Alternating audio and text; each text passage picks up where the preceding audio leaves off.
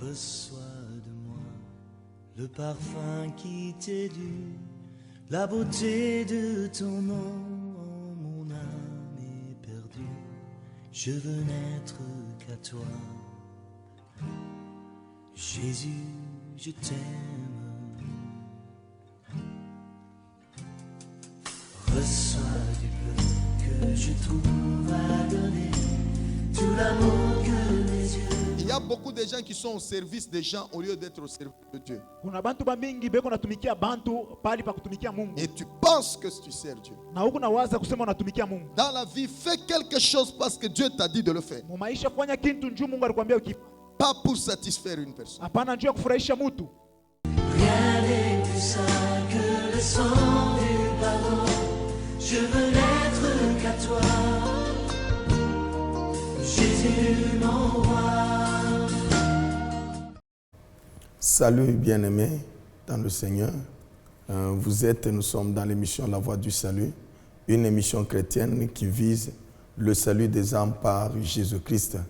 Et nous voulons commencer par une courte prière que nous demandons à notre bien-aimé de faire. Nous allons nous incliner en prière. Prions. Seigneur Dieu, nous te bénissons pour cette circonstance dans laquelle tu nous donnes la vie et tu nous permets de nous retrouver dans ta présence afin d'être édifiés. Nous recommandons ces instants dans tes mains. Nous voulons que tu nous enseignes au travers de ton serviteur. Au nom de Jésus-Christ de Nazareth, nous avons ainsi prié. Amen. Amen. Nous vous saluons encore une fois. Nous sommes dans notre thème sur la nécessité de chercher les deux saluts ou les deux bénédictions. Chaque fois que nous parlons de salut, comprenez que dans le salut, il y a toujours la délivrance et l'installation dans la bénédiction. Et le salut éphémère et le salut éternel. Nous voyons le salut de ce siècle qui est le salut éphémère et le salut du siècle à venir qui est le salut éternel. Et il y a nécessité de chercher les deux saluts. Nous avons parlé sur la deuxième partie qui consistait à parler sur l'impact du salut éphémère sur le salut éternel ou l'impact de la bénédiction éphémère, de la bénédiction de ce siècle sur la bénédiction du siècle à venir. Donc la bénédiction que nous avons dans ce siècle peut avoir l'impact pour avoir la bénédiction du siècle à venir, d'où c'est nécessaire d'avoir les deux bénédictions, et la bénédiction de ce siècle et la bénédiction, parce que si tu manques la bénédiction de ce siècle, il y a possibilité du fait que ça l'impact sur la bénédiction du siècle à venir, tu risques de rater aussi la bénédiction du siècle à venir. C'est pourquoi nous parlons de l'impact du salut ou bien de la bénédiction de ce siècle sur la bénédiction du siècle à venir. Avec ça, on a parlé sur le premier point qui était ce que nous devons savoir.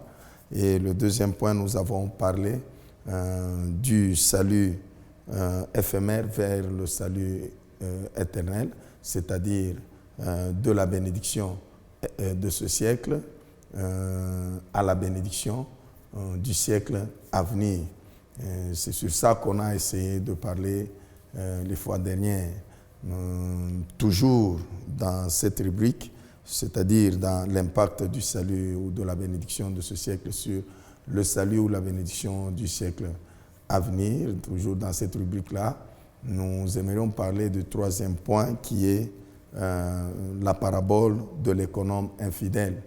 Il est vrai que Jésus-Christ a parlé sur beaucoup de choses. Il a donné différentes paraboles qui pourraient expliciter tout ce que nous venons d'expliquer aussi.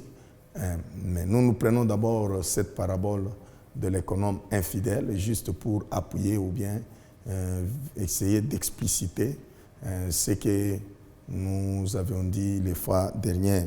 Et cela, nous trouvons ça dans Luc chapitre 16, commençant par le verset 1 jusqu'au verset 12. Là, vous allez tolérer qu'on puisse un peu nous faire une longue lecture. Luc chapitre 16, du verset 1er jusqu'au verset 12.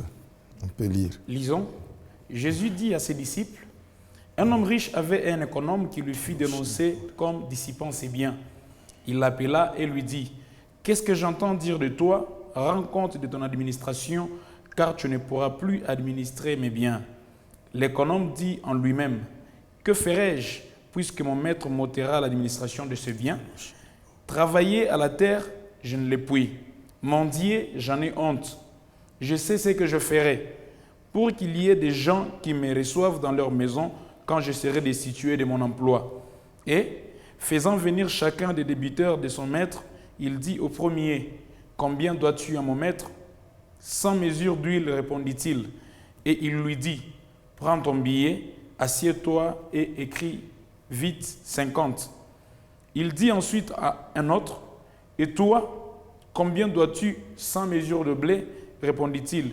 Et il lui dit, « Prends ton billet et écris 80. » Le maître loua l'économe infidèle de ce qu'il avait agi prudemment, car les enfants de ces siècles sont plus prudents à l'égard de leurs semblables que ne le sont les enfants de lumière.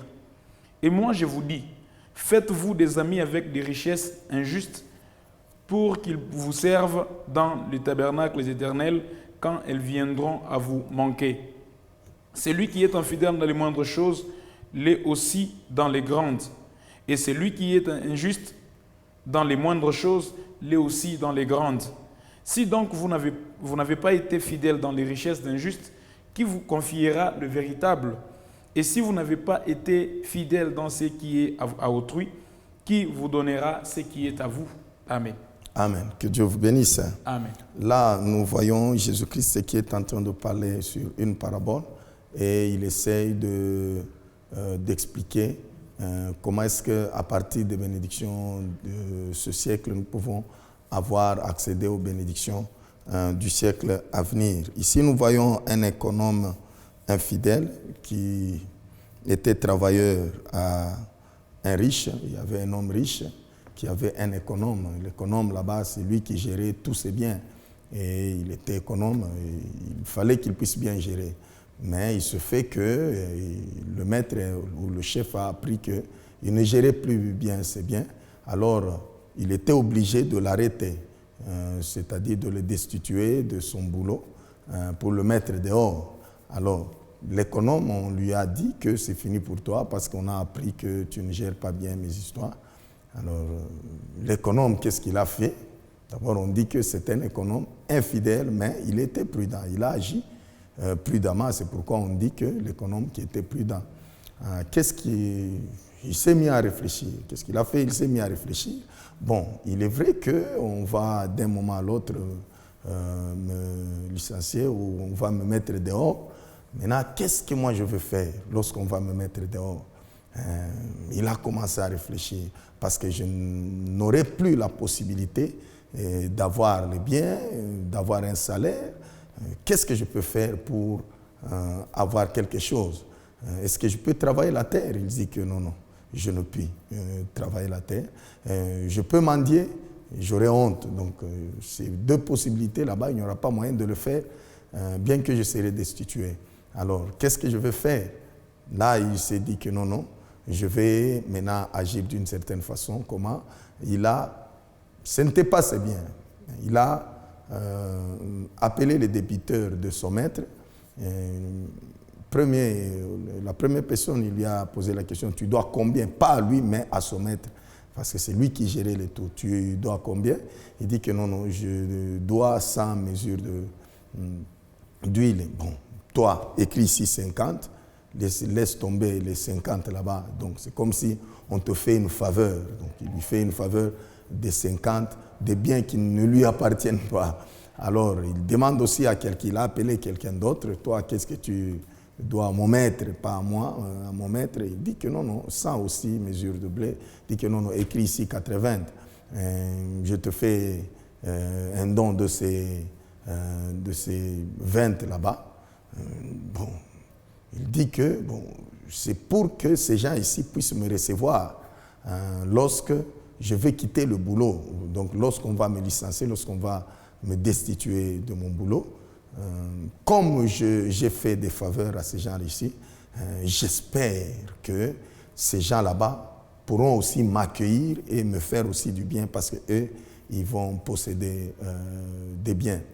Alors, Jésus-Christ, il dit que le maître a loué l'agissement de cet économe infidèle parce qu'il a agi prudemment. Il n'a pas loué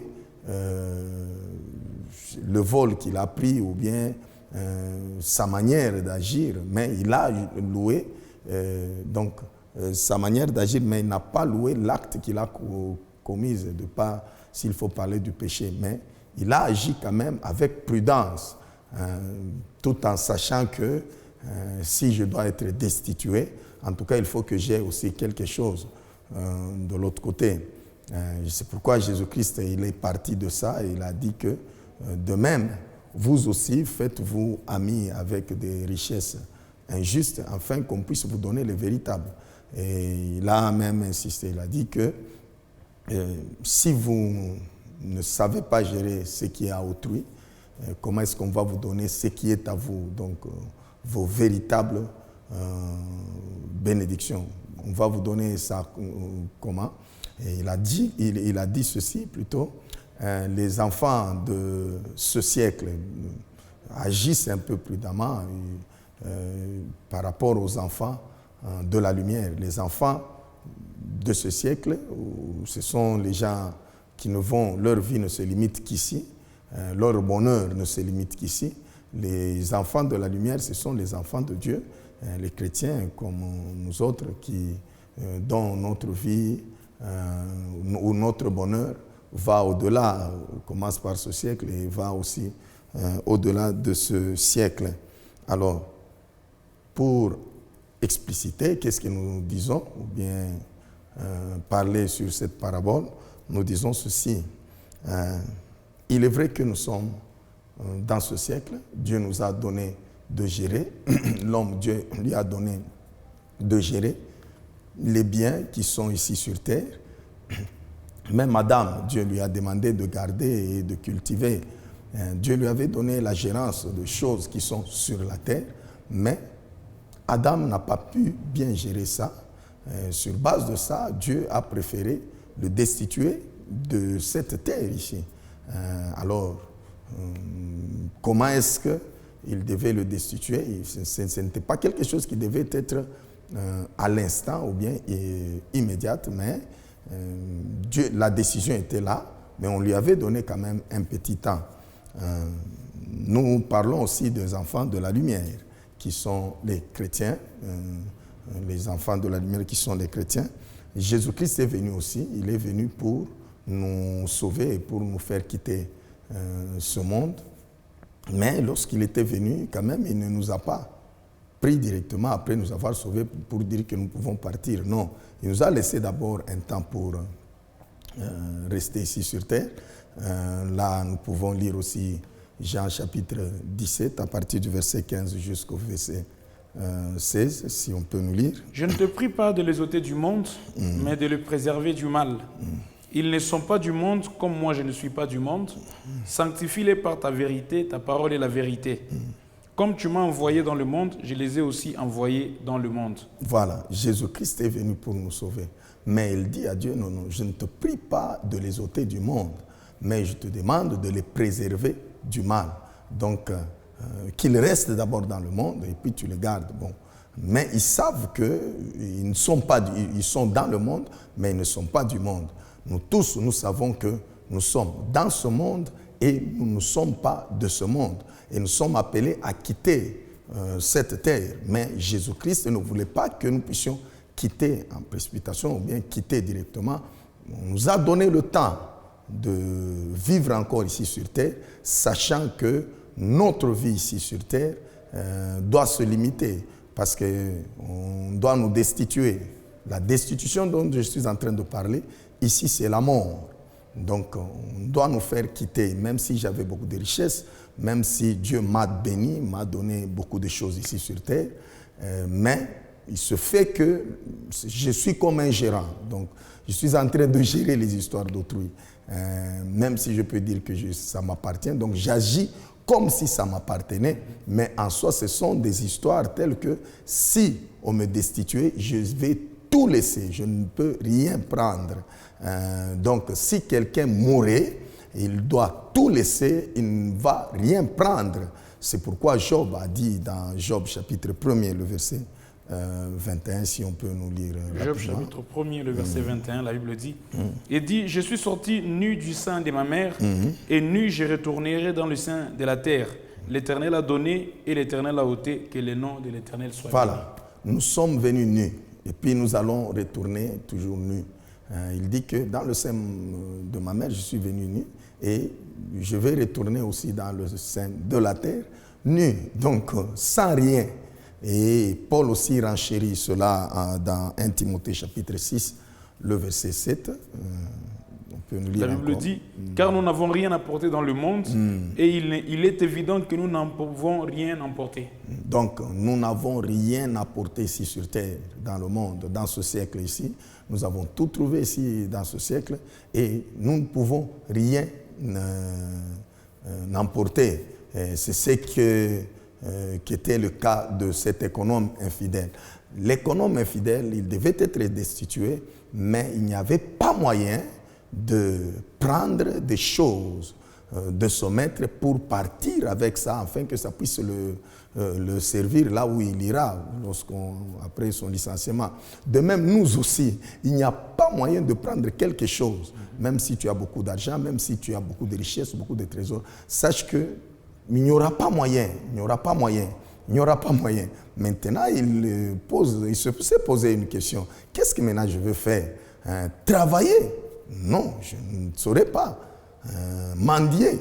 J'en aurais honte. C'est pour dire quoi? Il n'y aura plus, après sa destitution, il n'y aura plus possibilité de travailler. Après sa destitution, il n'y aura plus possibilité de mendier. Donc, travailler, avoir des choses, il faut travailler. Travailler comme dans ce siècle, tout comme mendier comme dans ce siècle, là il n'y aura plus possibilité. Nous aussi, lorsque nous allons quitter cette terre ici, ou bien ce siècle, aller dans le siècle à venir, vous qui êtes les enfants de la lumière, vous qui croyez, nous qui croyons en Jésus-Christ, nous avons la vie éternelle, nous devons savoir que là où nous allons, il n'y aura plus possibilité de travailler pour avoir quelque chose là-bas. Donc le travail s'arrête ici pour recevoir quelque chose.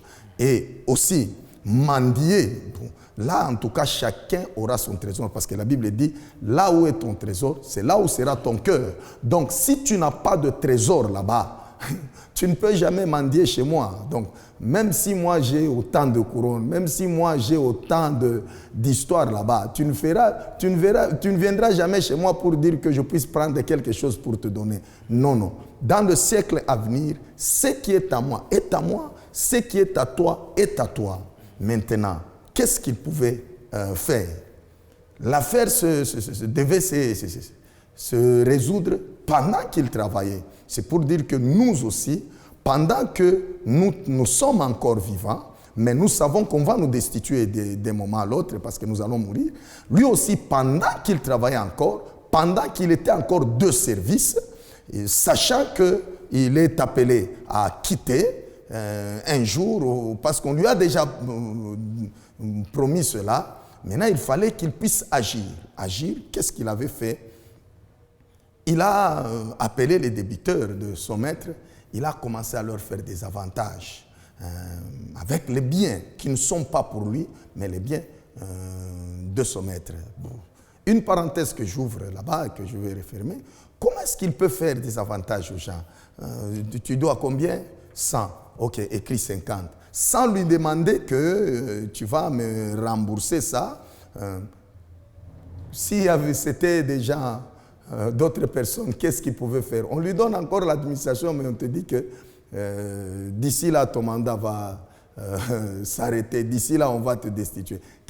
Bon, mangeons, buvons. Il y a des gens qui peuvent commencer à investir. À ce moment-là, ils peuvent dire que non, non, je peux mettre l'argent en banque, je peux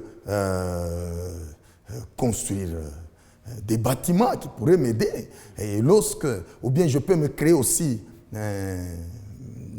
un autre emploi quelque part pour que je sois un entrepreneur. Donc, il peut voler pour qu'il puisse conserver ça, afin que lorsqu'il va quitter le travail, lorsqu'il a quitté, qu'il sera destitué, qu'il puisse s'en servir des choses qu'il a volées. Parce qu'en dehors de ça, il n'a nulle part où il peut encore trouver d'autres choses. Normalement, c'est ce que les autres personnes pourront faire, mais je n'apprécie pas ça. Du moins, c'est pourquoi je ferme la parenthèse, parce que je dis que c'est ce que certaines personnes pourront faire, mais cette personne pourrait aussi faire ça. Mais il n'y avait pas possibilité. Il n'y avait pas possibilité de le faire. C'était impossible de le faire. Ce que nous devons aussi savoir, bien-aimés, c'est que c'est impossible de transporter les histoires de ce siècle pour aller avec ça dans le siècle à venir. C'est impossible de prendre ton trésor de ce siècle pour aller avec ça dans le siècle à venir. Lorsque nous allons quitter ce siècle, c'est-à-dire que lorsque nous allons mourir, nous ne pouvons pas prendre, il n'y a pas possibilité. Même si tu fais quoi, il n'y a pas possibilité de le faire. La seule possibilité qu'il y a, que Jésus-Christ lui aussi a dit, c'est juste au verset 9, il a dit, je vous dis, faites-vous amis avec des richesses injustes pour qu'ils vous reçoivent dans le tabernacle éternel quand elles viendront à vous manquer. Donc, à partir, vous, enfants de Dieu, qui me suivez, à partir de ce que nous avons, ça peut être des richesses, ça peut être la force que tu as, le potentiel que tu as, tout ce que tu as ici, que Dieu t'a donné de gérer, il y a possibilité de faire en sorte que tu puisses être bien reçu dans le tabernacle éternel, donc dans la vie éternelle, lorsque nous n'aurons plus à gérer ces choses. Et cela, nous devons travailler, faire tout pour avoir des choses dans le tabernacle à venir. Jésus-Christ le dit dans Jean chapitre 6, le verset 27. La Bible dit, « Travaillez non pour la nourriture qui périt, mais pour celle qui subsiste pour la vie éternelle, et que le Fils de l'homme vous donnera, car c'est lui que le Père, que Dieu a marqué de son sceau. » Voilà. Travaillez non pour la nourriture qui périt, mais pour la nourriture qui subsiste. Il y a une façon de faire, une façon de travailler, une façon de faire pour que, ici, dans ce siècle ici, pour que Dieu puisse nous donner la nourriture ou bien l'héritage dans le siècle à venir. Et nous, les enfants de Dieu, même si nous sommes bénis, même si nous avons la force, il y a la façon dont nous devons travailler selon les Écritures. Et cette façon de faire nous permettra d'avoir l'héritage dans le siècle à venir.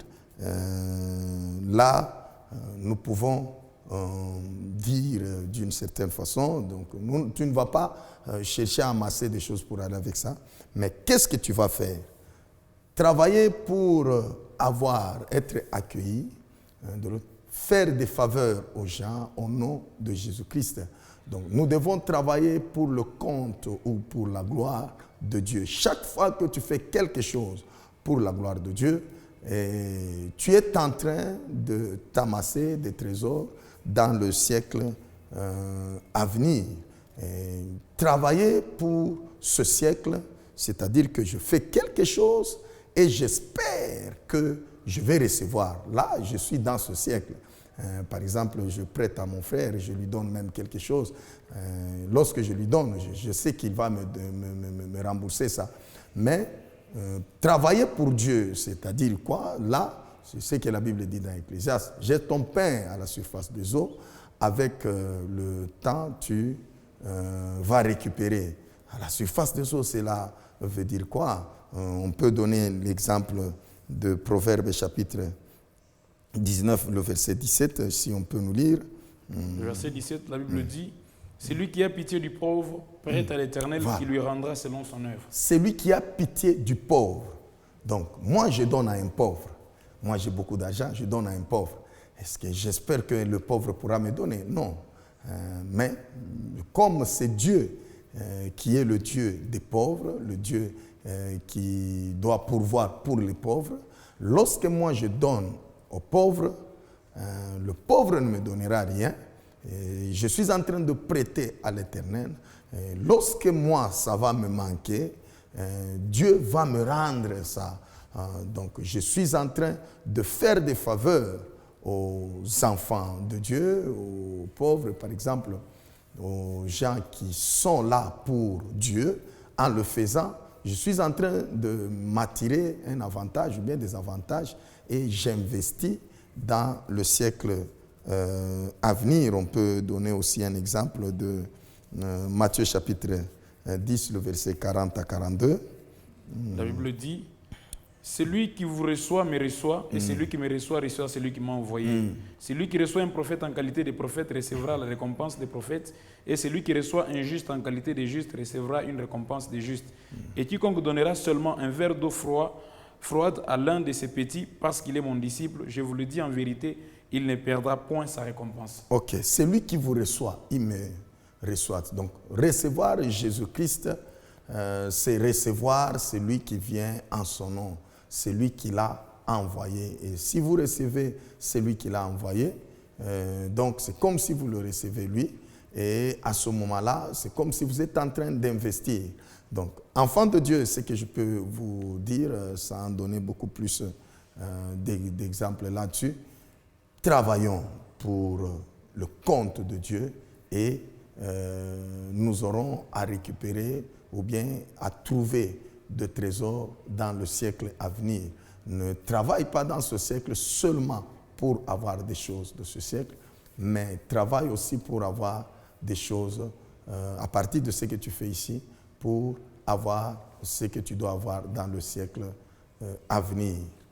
Nous aimerions prier pour celui qui accepte cela, afin que Dieu puisse vous soutenir, que Dieu puisse être avec vous, pour que vous puissiez travailler cette fois-ci pour le compte de Dieu. Prions. Éternel Dieu, nous te glorifions, Papa, pour cet instant merveilleux et nous recommandons tout celui qui est touché par cette parole, aide-le à travailler pour le compte du royaume, pour ta gloire, afin que tu puisses lui donner aussi le trésor du siècle à venir. Bénis tout un chacun de nous à partir de ce que tu vas lui donner dans ce siècle, qu'il puisse s'amasser de trésors dans le siècle à venir. Au nom de Jésus. Amen. Amen. Que Dieu nous bénisse. Et nous allons nous retrouver à la prochaine. Merci. Sois de moi le parfum qui t'est dû, la beauté de ton nom, oh, mon âme est perdue. Je veux n'être qu'à toi. Jésus, je t'aime. Reçois du peu que je trouve à donner, tout l'amour que mes yeux. Il y a beaucoup de gens qui sont au service des gens au lieu d'être au service de Dieu. Et tu penses que tu sers Dieu. Dans la vie, fais quelque chose parce que Dieu t'a dit de le faire. Pas pour satisfaire une personne. Rien n'est plus sain que le sang du pardon. Je veux n'être qu'à toi. Jésus, mon roi.